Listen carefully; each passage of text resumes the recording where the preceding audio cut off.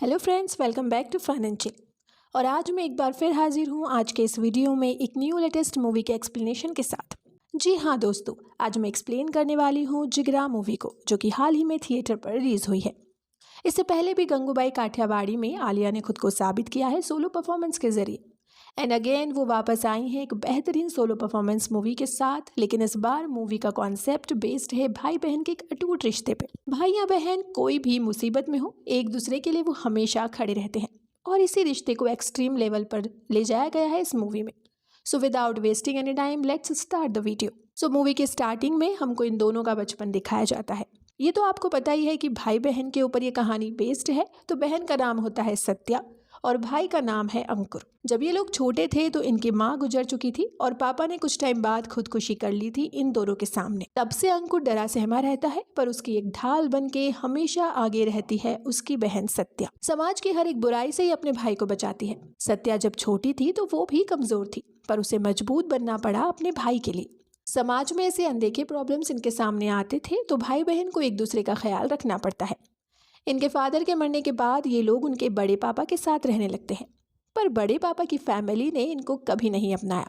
पर मानो social status maintain करने के लिए या समाज में टिके रहने के लिए उसके भाई के बच्चों को ही अपने पास रखते हैं, लेकिन इसके साथ ही दोनों से भेदभाव भी जरूर करते हैं। अपने बच्चों के साथ कभी भी उसके बच्चों को नहीं बिठाया, अच्छे से बात नहीं की, यहाँ तक कि वो हमेशा डिस्क्रिमिनेशन भी करते रहते हैं। पर इन सारी चीज़ों को नज़रअंदाज करते हुए हमेशा अंकुर के साथ बनी रहती है उसकी बहन सत्या। सत्या इन्हीं के होटल में काम किया करती है, एक मैनेजर की पोजीशन पे, और अपने ही बड़े पापा को वो सर कह के बुलाती है। दूसरी जगह अंकुर पढ़ाई में बहुत तेज था। कॉलेज हो या यूनिवर्सिटी, वो हमेशा अव्वल आता था। इसी के साथ उसकी हॉबी थी कोडिंग। कंप्यूटर और इलेक्ट्रॉनिक्स में उसका अच्छा खासा हाथ था, तो वो कोडिंग वगैरह करता है। वो चाहता है कि उसके बड़े पापा इसमें कुछ इन्वेस्ट करें, पर उसको पता था कि उसके बड़े पापा उसके ऊपर तो कुछ इन्वेस्ट नहीं करेंगे। पर कबीर यानी कि उसके बड़े पापा का लड़का, जो कि बहुत ही तेज था, अंकुर से दोस्ती उसने इसीलिए बना के रखी थी कि उसके फ़ायदे में वो खुद का फ़ायदा ढूंढ पाए। इसीलिए उसने भी अंकुर के साथ अपने पापा को पिच किया। उसके पापा मान भी गए इस कोडिंग प्रोजेक्ट में इन्वेस्ट करने के लिए। पर सत्या कबीर को बिल्कुल पसंद नहीं करती थी। वो नहीं चाहती है कि ये दोनों एक साथ रहे, मतलब उसका भाई और कबीर। पर उसका भाई अंकुर अपने दिल से कबीर को अपना दोस्त मानता है, मानो एक भाई की तरह, एक परिवार की तरह। उसके बड़े पापा मान जाते हैं और ये भी बोलते हैं कि तुम दोनों को एक कंट्री जाना पड़ेगा जिसका नाम है हंसीदाव, जहाँ पर हमारे प्रोजेक्ट्स बने हैं। तुम उधर जाकर अच्छे से काम कर सकते हो। हंसीदाव जिस देश का लॉ बहुत ही स्ट्रिक्ट है। अपने प्रोजेक्ट के अलावा दूसरी किसी चीज़ों में इन्वॉल्व मत होना, सिर्फ काम करना। प्रोजेक्ट अगर सक्सेसफुल बनता है तो तुम दोनों बच्चों का ही फ्यूचर सुधरेगा। मतलब कि ये बंदा भी शातिर है। उसको पता था कि अंकुर जिस प्रोजेक्ट में काम कर रहा है, अगर वो सक्सेसफुल बना तो ये लोग बहुत पैसे छापेंगे, और वो चाहता है कि उसके साथ मिलकर सारा क्रेडिट उसका लड़का यानी कि कबीर लेकर चला जाए। खैर, सत्या नहीं चाहती थी कि उसका भाई अपने देश को छोड़ के किसी दूसरी कंट्री में जाए, वो भी जहाँ के लॉ इतने स्ट्रिक्ट हैं। वो अपने भाई को रोकना चाहती है, पर दिल से वो ये चाहती है कि वो बड़ा आदमी बने, उसका फ्यूचर अच्छा बने, और करियर की बात थी, इसीलिए वो मान भी जाती है और बोलती है अच्छे से रहना, कोई भी प्रॉब्लम हो तुम्हारी बहन तुम्हारे साथ हमेशा खड़ी हुई है। फिर हम देखते हैं कि अपनी कंट्री को छोड़ के ये लोग चले जाते हैं हंसीदाव। हंसीदाव में जाने के बाद कुछ टाइम तक तो सब कुछ सही चलता है, पर हम देखते हैं कि कबीर जो कि ड्रग्स लेना शुरू कर देता है। ये बात अंकुर को बिल्कुल भी नहीं पता थी, और फिर नारकोटिक्स डिपार्टमेंट वाले रंगे हाथों उन लोगों को पकड़ लेते हैं। नारकोटिक्स डिपार्टमेंट में जब इन लोगों को पकड़ लिया जाता है तो सीधा इनको जेल हो जाती है। और हंसीदाव का लॉ इतना स्ट्रिक्ट है कि अगर आपको नारकोटिक्स वाले केस में पकड़ा गया तो आपको सीधा फांसी की सजा होगी, क्योंकि इस देश में छोटे छोटे क्राइम की बहुत बड़ी सजा होती है। इसीलिए इस देश का लॉ इतना अच्छा है और लोग क्राइम करने से पहले 100 बार सोचते हैं। अभी कबीर और अंकुर चले गए थे जेल में और न्यूज़ बाहर लीक हो चुकी थी। जब उसके बड़े पापा को ये सब कुछ पता चला तो इन लोगों ने एक अच्छे खासे लॉयर को हायर किया अपने बच्चों को इनोसेंट प्रूफ करने के लिए। वो किसी भी हद तक जा सकते थे, कितने भी पैसे खर्च कर सकते हैं। लॉयर ने कहा कि अगर हमको कबीर को बचाना है तो हमें पूरा ब्लेम अंकुर के ऊपर डालना पड़ेगा। उन लोगों को पैसे ऑफर करना पड़ेंगे कि अंकुर राजी हो जाए और 3 महीने में ही मैं उसको बाहर निकाल लाऊंगा। ऐसा एक एग्रीमेंट बनेगा जो कि सिर्फ हम उन लोगों को ही बताएंगे, मतलब सत्या को और अंकुर को। अभी करंट सिचुएशन में तो सत्या हंसदाव में नहीं है और उसे कुछ भी पता नहीं है, सब कुछ इंटरनली चल रहा है। फिर लॉयर उधर जाता है और अंकुर को समझाता है ये आपका खून है। और कबीर भी उसके सामने रो देता है कि पापा तुम्हें 3 महीने में निकाल लेंगे, तुम मेरे लिए सिर्फ इतना कर दो, नहीं तो ये लोग मुझे मार देंगे। लॉयर भी बोलता है कि सारी फॉर्मेलिटीज़ हो चुकी हैं, हमारे इस देश की गवर्नमेंट के साथ अच्छे खासा रिलेशन है, हम तुमको बचा लेंगे कि तुम लोगों को किसी और ने ड्रग्स बेचने की कोशिश की थी। तुम बस जज के सामने मेरे हर एक कोटेशन के बाद यस बोलोगे। और अंकुर को तो वो लैंग्वेज भी अच्छे से नहीं पता थी, क्योंकि उस देश की लैंग्वेज भी थोड़ी अलग थी। फिर होता वही है, कोर्ट रूम में जाके वो लॉयर एक के बाद एक स्टेटमेंट देता है और अंकुर हामी में हाँ भरता है। फिर हम देखते हैं कि यहाँ तो पूरा पासा ही बदल चुका है। असल में अंकुर से इन लोगों ने झूठ कहा था। 3 महीने के बाद वो बाहर नहीं निकलेगा, उसकी 2 महीने में फांसी हो जाएगी, और ये सब कुछ वो एग्री कर चुका है। इसी के साथ सारे ब्लेम भी खुद के ऊपर ले चुका है। टेक्निकली अब कबीर फ्री है। ये बड़े लोग ऐसे ही तो करते हैं। फिर अंकुर को मौका दिया जाता है, खुद के पास के एक व्यक्ति को तुम कॉल कर सकते हो, एंड सीधा कॉल जाता है सत्या के पास। फिर सत्या को वो सब कुछ बताता है, और ये सब सुनकर सत्या की तो मानो पैरों तले जमीन ही खिसक चुकी थी। भाई को उसने भेजा था एक इंजीनियर बनने के लिए, और वो आज जेल में है, एंड 2 महीने में उसकी मौत होने वाली है। भला कौन सी बहन ये सुनकर ठीक रहेगी। और फिर इन लोगों की तो फैमिली भी नहीं है, यानी कि मम्मी पापा बचपन में ही मर चुके हैं, माँ बाप बहन भाई सब कुछ सिर्फ सत्या ही है। हंसिदाब के लॉ इतने ही बेकार हैं कि उनको फांसी देने से पहले इलेक्ट्रिक शॉक भी दिया जाएगा। नारकोटिक्स डिपार्टमेंट का रूल इतना खतरनाक है। सत्या को जब पूरी बात पता चलती है तो वो सीधा बड़े पापा के सामने जाती है और उनको उल्टा सीधा बोलने लगती है, और ये बोलती है कि सिर्फ मुझे एक प्राइवेट जेट चाहिए उस कंट्री में जाने के लिए, और 2 करोड़ रुपए। मेरे भाई को तो आपने मौत के मुंह में डाल दिया है, आपका बेटा तो फ्री हो गया ना। अगर मुझे ये सब कुछ नहीं मिला तो आपका बेटा भी जिंदा नहीं रहेगा। उसके बड़े पापा को भी पता है कि सत्या कुछ अलग किस्म की है, वो जो बोलती है वो ज़रूर करती है। फिर क्या था, हम देखते हैं कि उसको उसके बड़े पापा 2 करोड़ रुपए और एक प्राइवेट जेट दे देते हैं हंसिदाब जाने के लिए। फ्लाइट में बैठने के तुरंत बाद वो खाना मंगवाती है। प्राइवेट जेट में जितना भी खाना है वो बोलती है मेरे सामने रखो। फिर सब कुछ मानो वो थोड़ा थोड़ा खाने लगती है, और देखते ही देखते सारी चीज़ों को बिखेरते हुए वो खा लेती है। तभी एक न्यूज़ मिलती है कि उसके बड़े पापा के होटल में आग लग चुकी है। वो आग और किसी ने नहीं, सत्या ने ही लगाई थी।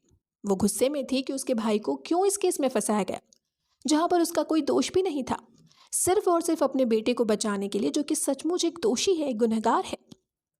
फिर हम देखते हैं कि सत्या हंसिदाब पहुंचती है और कंट्री के रूल रेगुलेशन के बारे में वो पूछती है, जो कि बहुत ही स्ट्रिक्ट है। फिर वो सीधा जाती है जेल में अपने भाई से मिलने के लिए। उसका भाई उसे देख के भावुक हो जाता है, उसकी आंखों में आंसू आ जाते हैं। वो बोलता है, बहन अब हो सकता है हम ना मिले।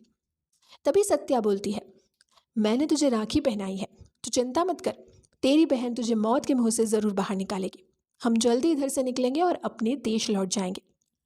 फिर सत्या बाहर आती है और लॉयर से मिलना शुरू कर देती है। कोई भी लॉयर उसको जवाब नहीं दे रहे थे कि अपने भाई को वो बचा पाएगी। सारे लोग बोलने लगे, जब कोर्ट ने ऑर्डर दे दिया कि उसकी फांसी होगी तो वो ज़रूर होगी। हम ज़्यादा से ज़्यादा उसको डिले कर सकते हैं, पर उसकी मौत निश्चित है। फिर हम देखते हैं कि सत्या पूरी उम्मीद खो चुकी थी। वो एक बार में बैठकर दारू पीती है और अपनी कहानी एक इंडियन बंदे को सुनाती है। इंडियन बंदा जिसका नाम था भाटिया। उसका एक लड़का है जो कि हंसिदाब की जेल में है। उसकी गलती की सजा उसके बेटे को मिल रही है। इससे पहले वो ऐसे क्राइम किया करता था, पर 10 साल पहले ये सब कुछ उसने छोड़ दिया। पर उसकी फैमिली में से उसके बेटे को जेल में डाल दिया गया सिर्फ उसके कारण। वो भी चाहता है अपने बेटे को छुड़ाना, पर लॉयर ने हाथ खड़े कर दिए, और अब ये दोनों मिलकर प्लान बनाने लगे कि इन दोनों को जेल से बाहर कैसे छुड़ाए। फिर भाटिया बताता है कि मैं एक ऐसे आदमी को जानता हूँ जिसका बेटा अभी भी जेल में है, और वो आदमी खुद पहले पुलिस में था, पर आज वो सस्पेंडेड हो चुका है। वो हमारी मदद कर सकता है। एंड फिर वो लोग जाते हैं उससे बात करने के लिए। फिर मुत्तू बोलता है कि ये नामुमकिन है, लॉ के थ्रू जाके कभी भी इन बच्चों को बाहर नहीं निकाल पाएंगे। तब सत्या बोलती है, लॉ के थ्रू नहीं, मैं चाहती हूँ मेरे भाई को मैं जेल से छुड़ाऊँ, बाय हुक और क्रुक।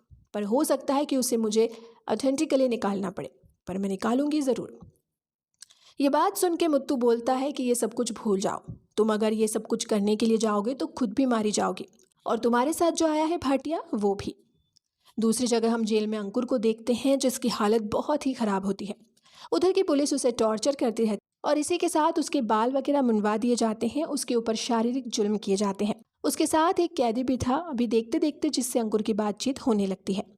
टोनी के साथ उसकी दोस्ती होती है और चंदन के लड़के के साथ भी। और टोनी वही था भाटिया का लड़का।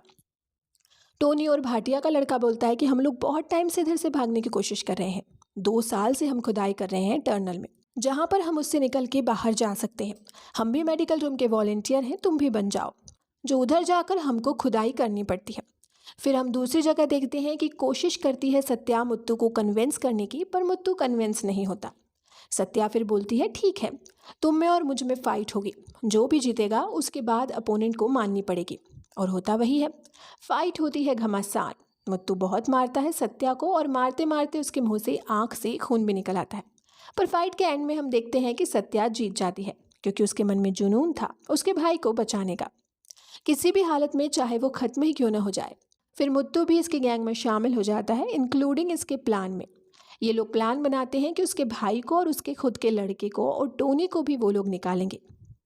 किचन के रास्ते ये लोग खुदाई करेंगे और सीक्रेट रास्ता ऑलरेडी पता था मुत्तू को, क्योंकि वो पहले पुलिस में काम किया करता था इस हंसदाव गवर्नमेंट के अंदर। अब वो दिन भी आ जाता है और वॉलेंटियर के लिए उनको बुलाया जाता है किचन में, पर ये लोग नहीं जाते। ये लोग प्लान बनाते हैं कि ये लोग बाहर जाएंगे तो इसी टनल के अंदर से, पर उनको नहीं पता था कि बाहर सत्या ने और उनके फादर्स ने प्लान बना के रखा था। तभी इन लोगों को हॉस्पिटल के वॉलेंटियर से भी हटा दिया जाता है, क्योंकि उन लोगों ने बात नहीं सुनी और उन्होंने किचन में वॉलेंटियरिंग नहीं की। तब टोनी बोलता है मैं हॉस्पिटल में सिर्फ वॉलेंटियर करके नहीं जा सकते, हमारी तबीयत भी अगर ख़राब होती है तो भी हम हॉस्पिटल में जा सकते हैं। तो टोनी खुद को और उन दोनों के खाने में भी कुछ मिला देता है, जिससे इन दोनों को फूड पॉइजनिंग हो जाती है और वो लोग सीधा चले जाते हैं हॉस्पिटल में। हॉस्पिटल में जाने के बाद वो उधर से फिर से कोशिश करते हैं बाहर आने की, और वो लोग बाहर आ भी जाते हैं। तभी हम देखते हैं जिस जगह से वो लोग बाहर निकले थे टनल से, उस जगह पर था लांडा, जो कि अपने पुलिस ऑफिसर्स को लेकर अंदर चला जाता है और पूरे रूट को सीज कर देता है।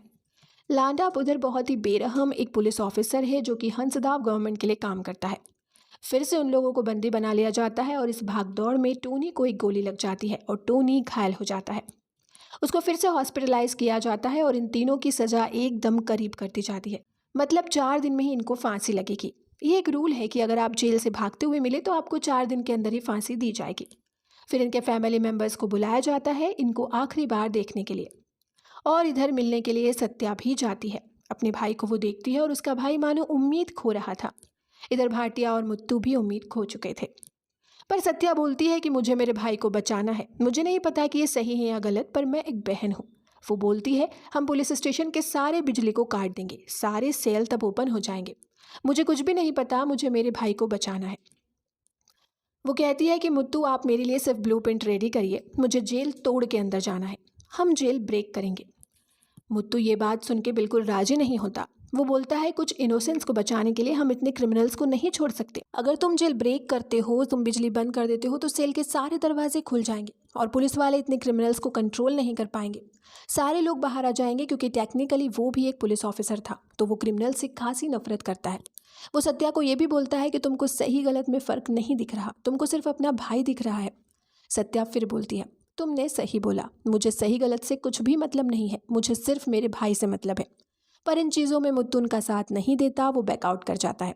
वो बोलता है मैं तुम लोगों के रास्ते में नहीं आऊँगा। फिर हम देखते हैं ब्लूप्रिंट कैसे भी करके सत्या जुगाड़ करती है और वो निकल जाती है एक मिशन में अपने भाई को बचाने के लिए। मैंने पहले ही आपसे कहा था कि मुत्तू था तो एक पुलिस इंस्पेक्टर।